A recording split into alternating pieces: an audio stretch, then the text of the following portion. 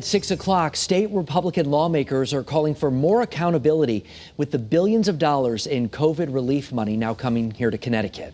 But as that money starts to roll in, Channel 3 chief political reporter Susan Raff reveals how the arrest of a former representative from West Haven has now sparked a bipartisan effort.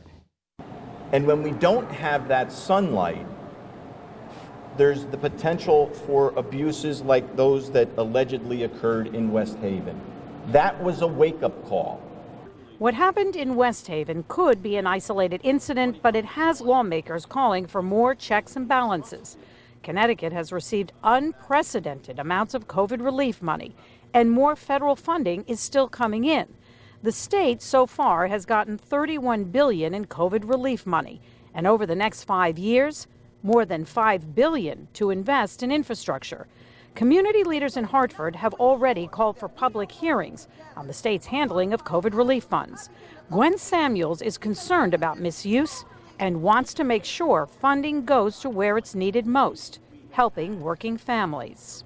40% of child care centers have closed. Who do you think that impacts? Your private sector, because people have to go back to work. Michael DeMassa was arrested last November. The feds say the West Haven state representative stole more than $500,000 from the city for his personal use.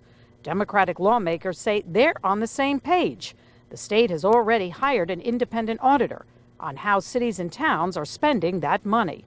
Of course, we agree with auditing, and that's why we're already doing it. And not only are we doing it, the federal government is doing it too.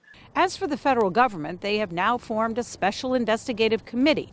Anytime they suspect fraud, they want to know where that money is going and how it's being spent. As for cities and towns here in Connecticut, most already have regular audits, and now they're adding more. In Hartford at the state capitol, Susan Raff, Channel 3 Eyewitness News.